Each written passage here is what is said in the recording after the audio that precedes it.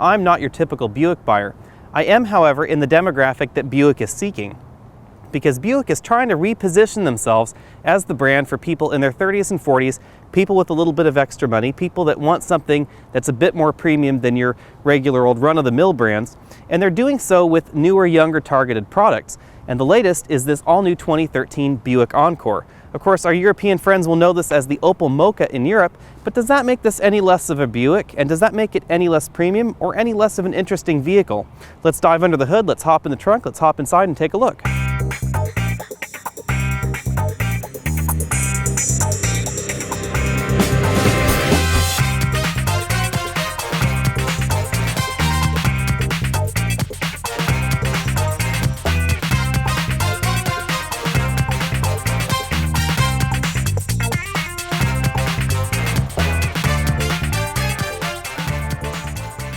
If it wasn't obvious from the side profile, take a look at this front profile. The Encore is a fairly small vehicle. This is about 6 inches shorter than a Volkswagen Tiguan and about 6 inches longer than a Mini Countryman, which is Mini's sort of, crossover style vehicle. Most of those inches versus the Tiguan are lost out back. As you can see, the Encore has a fairly short rear overhang. As you can see, the rear tire is right here and the trunk is right here. At a 100-inch wheelbase or so, this vehicle does have a pretty long wheelbase to the overall length of the vehicle. The Encore has a fairly vertical rear hatch here, as you can see. That makes it a little bit easier to put cargo in there. I kind of like the styling of this also. I have to say that I'm not really sure that I would ever buy a Buick, but honestly, I am kind of enjoying the way that this Buick looks. One of our riders wasn't really keen on this black treatment here on the rear, but overall I think that even the rear of the Encore looks pretty good. And honestly, rear ends of vehicles these days, it's something that a lot of car companies have troubles getting right. And even though the Encore does come off as ever so slightly cartoonish, I think it comes off as cartoonish in a cute sort of way rather than awkward. Under the hood of the Encore, we find one of the smallest engines that General Motors has sold in America. It's a 1.4-liter direct injection turbocharged engine. Produces 138 horsepower and has an overboost feature to bump up that torque when you need it. Now, this is mated to General Motors' 6-speed automatic transmission that's specially designed for their smaller vehicles. That means that it has a fairly low first gear and a fairly tall sixth gear to both improve in-city performance as well as on the highway mileage. One of the Encore's biggest selling points is its fuel economy. This vehicle is rated for 32 miles per gallon highway, but we've been averaging 32 miles per gallon overall in very mixed driving, over 715 miles, high speed, low speed, plenty of city, and I commute daily over a 2,200-foot mountain pass. That really wins a lot of points in my book. When you open the rear doors, there's no denying that the Encore is a small vehicle. However, there's a decent amount of room back here in the rear. Now, this front seat is adjusted for a 6'5" passenger that we had in the vehicle, and he was very comfortable in the car. As you can see, I still have 3 inches of legroom left for my 6-foot frame. I also have an incredible amount of headroom back here, and that's thanks to this overall profile of the Buick Encore, which is very tall. It's not terribly wide, however. So if I step over into this middle seat, you can see I still have a decent amount of headroom, but I wouldn't want to fit 3 adult males side by side here in the rear. Another thing to keep in mind is the way that the floors are molded. Because the Encore shares the seat tracks and seat frames with other General Motors vehicles, as you can see, in order to give you that sense of height in the Encore, they have to build up the floor pan so that they can still use the same rails. And that means that there's a little bit less room down there if you have larger feet. The rear seat backs do fold almost completely flat, but they are a flip and fold arrangement. As you can see, that lower portion folds like that, and then we have this upper portion that folds down right like that. As you can see, you can fold these rear seats completely flat and have a 6'5" passenger or driver up front. That is completely possible. Just don't move this front seat all the way rearward. There are 3 different interior color combinations available in the Buick Encore. This particular interior is the saddle and I believe it's mocha color combo. And that's because we have these saddle color dashboard parts. And this bottom of the dashboard is not very obvious in the video, but this is not charcoal. This is actually brown in this particular model. Now, there's also, of course, the black on black on black interior, which pretty much everybody offers. And in the cloth models and in certain leather models with certain exterior colors, you can also get a light gray interior as well. In terms of interior parts quality, the Encore and the Buick Verano, which is also new for this year, have very good interior quality parts for the price tag of this vehicle. This vehicle's, in that $25,000 to $30,000 range, averagely equipped. And honestly, the buttons and knobs all have a very substantial feel in this vehicle. Up here on the dashboard, we have a soft touch dash, and this is definitely a hard molded dash underneath this plastic, but it's all done very nicely. There isn't a seam out of place in this vehicle anywhere, which is somewhat unusual for GM in the past, but is very good to see. And of course, we still have hard plastics lower in the dash, as you can see here. But the one thing that I will draw people's attention to are these button banks and these air vents. Because in this particular brown model, I'm really feeling the love for them, because not many manufacturers will go to the extra trouble of changing all the colors of the interior parts. That's normally something you'd find in a luxury car brand.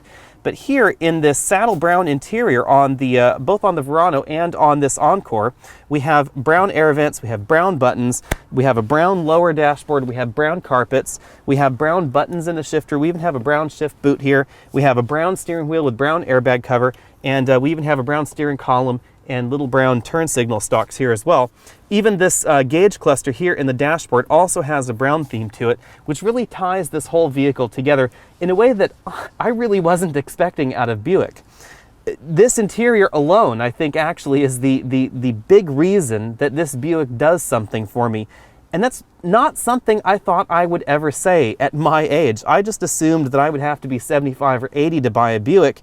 And this is going to sound kind of like an infomercial, but I'm still not quite sure I can get beyond the Buick brand. I mean, this Buick shield staring at me, or those little Ventaports out front.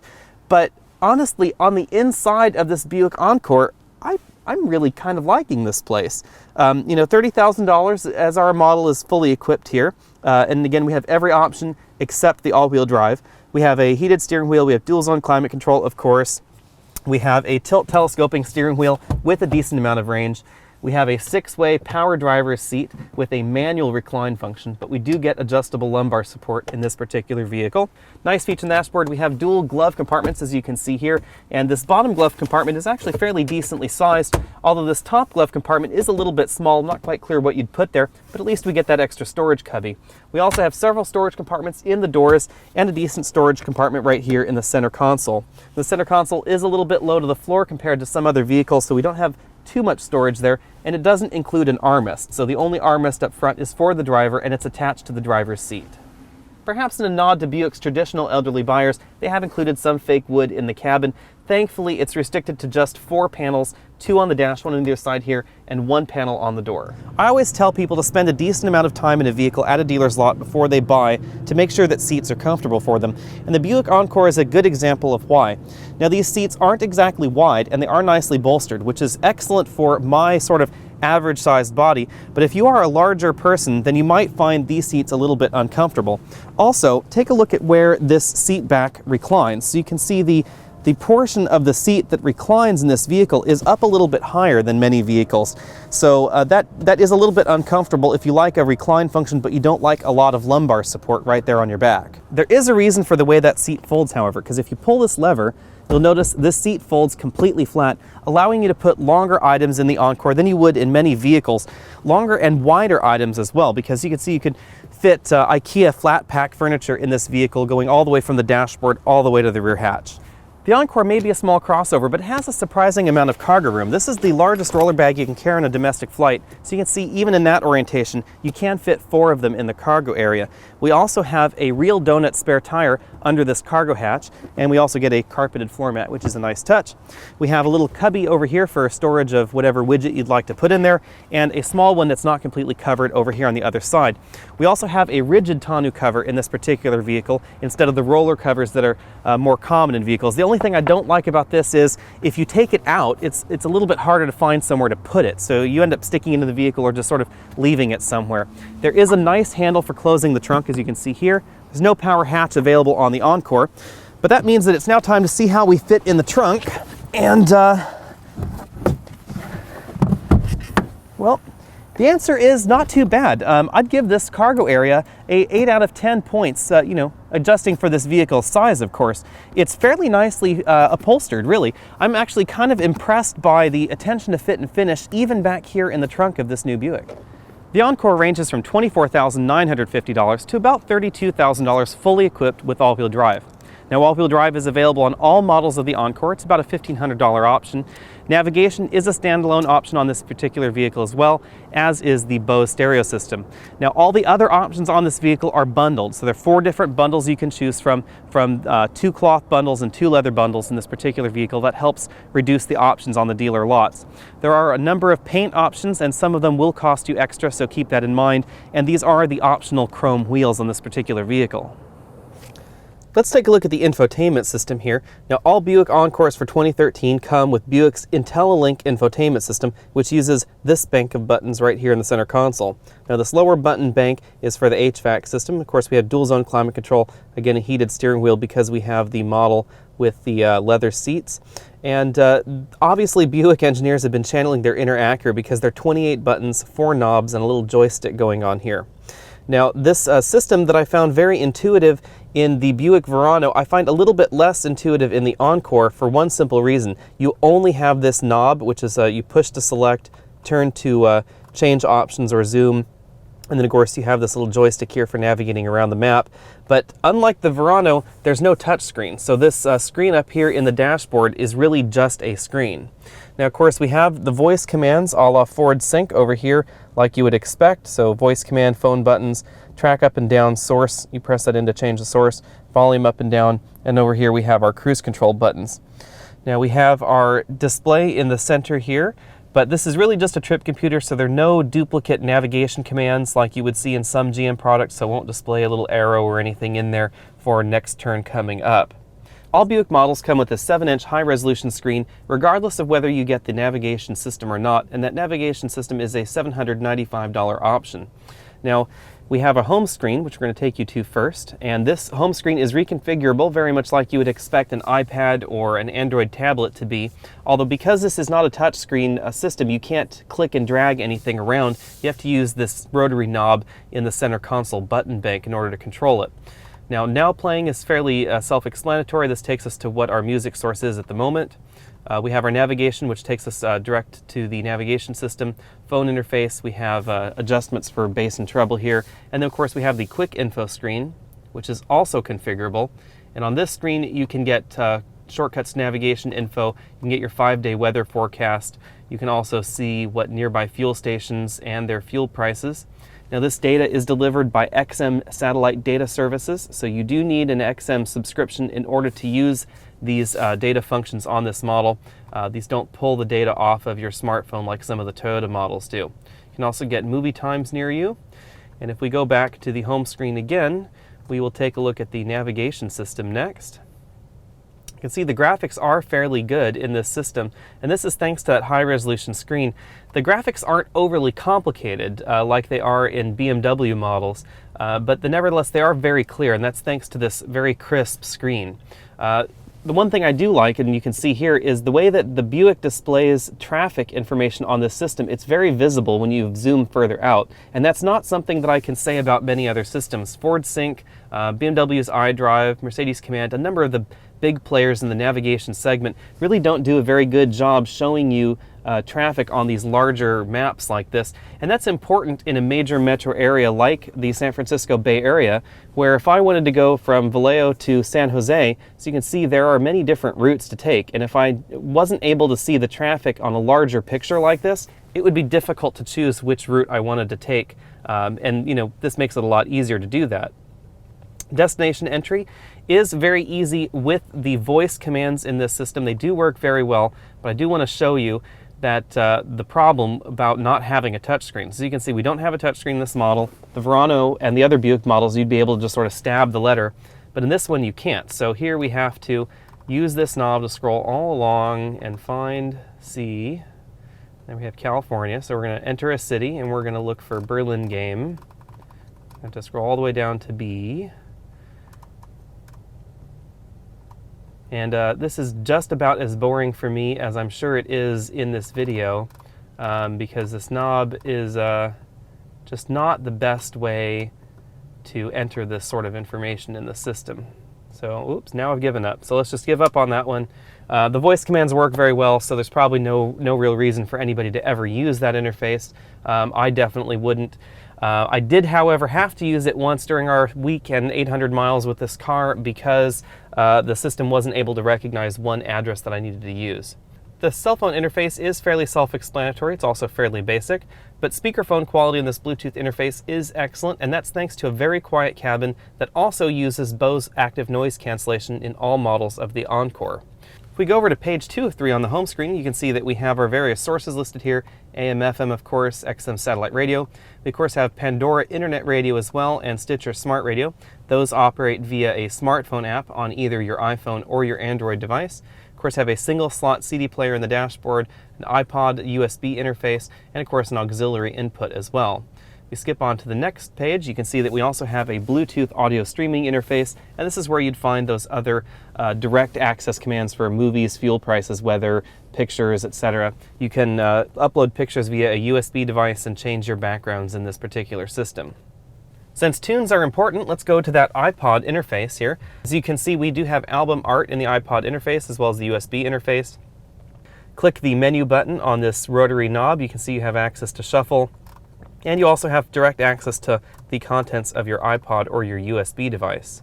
Scrolling and browsing your playlists on this system is fairly snappy compared to some of the other entries in this segment. As you can see, scrolling down this list doesn't take too long. There are really no awkward pauses like you'd see in some of the other systems like this. In addition, we have full voice command access to a wide variety of features in this system. I'm going to demonstrate that now. Please say a command. Play song. Please say the name of the song. Red Right Hand. Now playing song titled Red Right Hand by Nick Cave and the Bad Seeds. As you can see, much like the new Chevy MyLink system, the system that's in this Buick as well as a wide variety of other General Motors products now has excellent voice recognition, and unlike some of the other systems like BMW's iDrive or Toyota's Entune, this system works just as well with very large music libraries. This really is the definite equal of Ford Sync in terms of voice command ability, because some of the other systems, if you have more than about 2,500 or 3,000 songs in your library, then there's certain functions you can't voice command anymore. But this system isn't like that. It worked very well with our iPod, our iPhone 5, as well as our iPad 3. It charges the iPhone 5 and the iPad 3 very easily. All the interfaces in the system are incredibly snappy, which is something that I really can't say about Ford MyTouch. In addition, this system has never crashed on us, something that happens frequently with both Ford MyTouch as well as Cadillac Q. It may be a little bit difficult to tell in this video because our microphones have automatic gain control, and so they can tend to accentuate freeway noise, but the Encore is very quiet out on the road. It's not quite as quiet as the Buick Verano, however, even though the Encore benefits from Bose active noise cancellation technology. With only 138 horsepower coming from this 1.4-liter turbo engine under the hood, obviously acceleration isn't the Encore's strong point, but it doesn't do too badly for itself. We ranged between 9.1 seconds and 9.6 seconds 0 to 60 in our Encore, depending on whether or not the overboost feature was being activated.